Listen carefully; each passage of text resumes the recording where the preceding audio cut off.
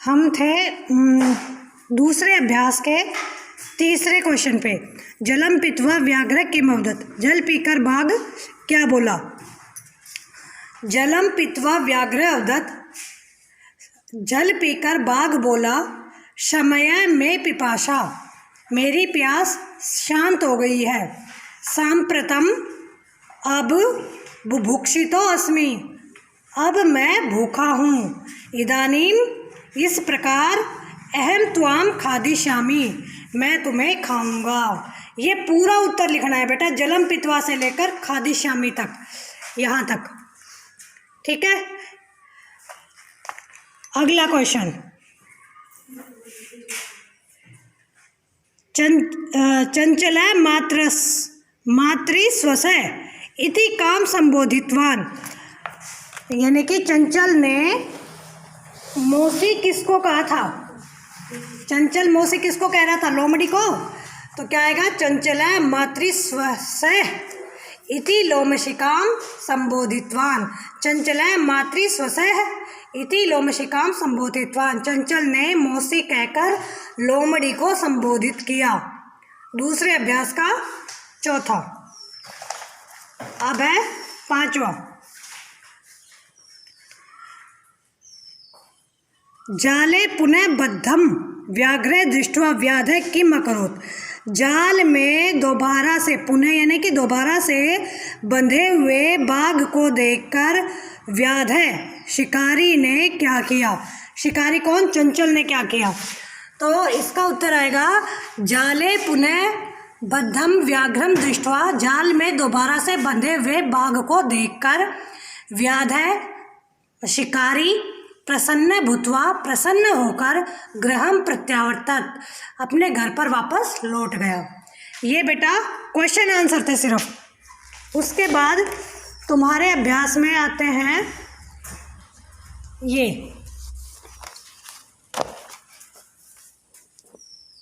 किसने किसको कहा। अधोलिखितानि वाक्यानि कै काम कम काम प्रतिकथ्यते, यानी कि किसने किसको कहा। ये फटाफट से एक बार यहाँ पर रोक के देख लो, किसने किसको कहा। पाठ में था, इदा कल्याणम भवतु ते, तेरा कल्याण हो। ये किसने कहा था, बाघ ने कहा था और शिकारी को कहा था। तो यहाँ पर व्याघ्र आएगा और यहाँ व्याधम आएगा। जना मई स्नानम कुर्वन्ति, लोग मेरे अंदर स्नान करते हैं। ये जल बोल रहा है नदी का, तो ये नदी के जल ने कहा है और चंचल को कहा है, ठीक है। चंचलम मैं है ये पीछे। अगला है, अहम त्वत्कृते धर्मम आचरितवान तव्या मिथ्याम वनितम, मैंने तुम्हारे लिए धर्म का आचरण किया, तुमने झूठ बोला। ये चंचल ने कहा था। तो चंचल क्या है, व्याध है। व्याध ने व्याघ्र को कहा था, ठीक है। ये उल्टा लिखा हुआ है, ये व्याधम यहाँ आएगा, व्याघ्र यहाँ आएगा। यत्र कुत्रापि छेदनम कुर्वन्ति, यत्र कुत्रापि कहीं पर भी, छेदनम कुर्वन्ति काट देते हैं, छेदन कर देते हैं। ये वृक्ष बोल रहा है, किसको, चंचल को। वृक्ष ने चंचल को कहा। संप्रति पुनः पुनः कूर्दनम कृत्वा दर्शन, अब मुझे बार बार कूद कर दिखाओ। ये लोमड़ी ने बाघ को कहा था, लोमशिका व्याघ्रम, ठीक है। अगला प्रश्न निर्माण, ये तुमने खुद करना है, बता रखा है। अगर इसमें से कोई नहीं आता है तो मेरे से पूछ सकते हो। ये खालिस्तान है, ऊपर वाले शब्दों में से भरना है, ये भी तुमने खुद करना है। अगर तुमसे नहीं होता है तो मेरे से पूछ लेना। उसके बाद है छठा अभ्यास। बेटा छठा अभ्यास ये नया ऐड हुआ है, ये कहीं पर भी नहीं मिलेगा। जो सॉल्यूशन मैंने तुम्हें भेजा है उसमें भी नहीं है, तो इसको देख लो एक बार ध्यान से। इसमें कई क्वेश्चन है जो तुमने देखने हैं। पहला है, स लोमशिकायै सर्वाम कथाम निवेद्यत, उसने लोमड़ी को सारी कहानी बता दी। किसने, चंचल ने। अस्मिन वाक्य, इस वाक्य में विशेषण पदम किम, विशेषण पद क्या है। तो सर्वाम जो है वो विशेषण पद है, तो इसका उत्तर आएगा सर्वाम, ठीक है। दूसरा है, अहम त्वत्कृते धर्मम आचरितवान, मैंने तुम्हारे लिए धर्म का आचरण किया। अत्र, इस लाइन में यहाँ पर अहम इति सर्वनाम पदम कस्मै प्रयुक्तम, यहाँ पर अहम यानी कि मैंने ये लिखा हुआ है ना अहम, कि मैंने तुम्हारे लिए धर्म का आचरण किया। ये जो मैं है, ये सर्वनाम पद किसके लिए प्रयोग किया गया? शिकारी ने अपने लिए प्रयोग किया था कि मैंने तुम्हारे लिए धर्म का आचरण किया और मैंने तुम्हें खोल दिया जाल में से। सर्वै स्वार्थम समीहित है, सब कुछ स्वार्थ में ही समाहित होता है। अस्मिन वाक्य कर्तृपदम किम, इस वाक्य में कर्तृपद कौन सा है? तो जो कर्तृपद होता है यानी कि कर्ता वाला पद जो होता है उसको कहते हैं कर्तृपद। तो यहाँ पर सर्वः जो है वो कर्तृपद है। सा सहसा चंचलम उपसृत्य कथयति, वह अचानक से चंचल के पास गया और कहने लगा।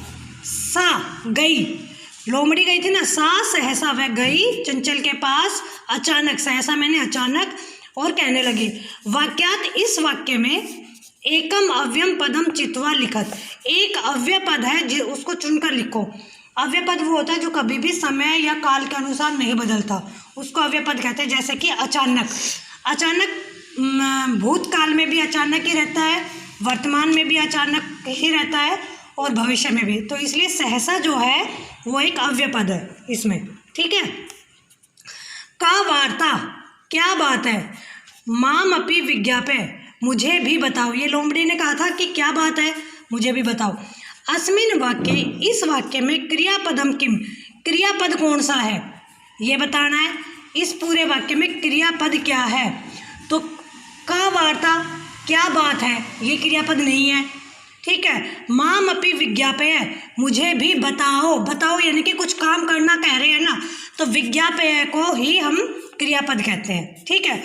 विज्ञापय हो गया यहाँ पर क्रियापद, तो तुमने क्रियापद लिख के बराबर में क्या लिखना है? विज्ञापय। उसके बाद लिखा है क्रियापदस्य पद परिचयम अपि लिखत, क्रियापद जो बताते हो, यानी कि हमने विज्ञापय बता दिया क्रियापद, अब उसका पद परिचय लिखना है कि वो कैसे कैसे बना है, कौन सा वचन है, कौन सी विभक्ति है, ठीक है। इसका पद परिचय लिख के, पद परिचय बराबर में वी उपसर्ग है, वी को क्या लिखना है? उपसर्ग, जमा ज्ञप धातु है, ज्ञप को क्या कहते हैं? धातु। इसके ब्रैकेट में लिखना है धातु, वी के ब्रैकेट में लिखना है उपसर्ग, वी लिख के ब्रैकेट में उपसर्ग लिखना है, फिर प्लस करना है, फिर ज्ञप लिखना है, फिर ब्रैकेट में लिखना है धातु। उसके बाद ये लकार कौन सा है? लोट लकार है। लोट लकार का मध्यम पुरुष है, मध्यम पुरुष का एक वचन है, ये इसका पद परिचय हो गया, ठीक है।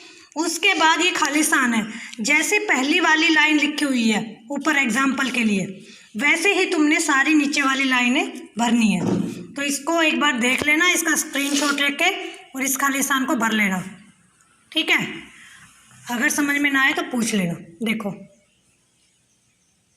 ठीक है। उसके बाद आ जाओ, ये धातु प्रत्यय बताने अलग अलग करके। प्रत्यय तो ये है सारे, ये धातुएं हैं, और जब हम इनको मिलाते हैं तो ये शब्द बनते हैं। तो खालिस्तान तुम्हारा ये दे रखा है, इसमें तुमने धातु अलग करनी है इन शब्दों में से और प्रत्यय अलग करने हैं। मैंने तुम्हें तुमुन प्रत्यय की पहचान बता रखी है जिसके पीछे तुम आए, अनियर की पहचान बता रखी है जिसमें ईयम आए, तो इसमें वो ही, और कत्वा की भी बता रखी है जिसमें त्वा आए, तो वो ही जोड़ के लिख रखे, इसको देख के लिख लेना। द्रष्टुम में दृश धातु है, तुमुन प्रत्यय है। कर्णियम में क्री धातु है, अनियर प्रत्यय है। पातुम में पा धातु है, तुमुन प्रत्यय है। खादितुम में खाद धातु है, तुमुन प्रत्यय है। कृत्वा में क्री धातु और कत्वा प्रत्यय है। इसको आराम से कर लेना बेटा, और ना समझ आए तो पूछ लेना मेरे से। Okay bye.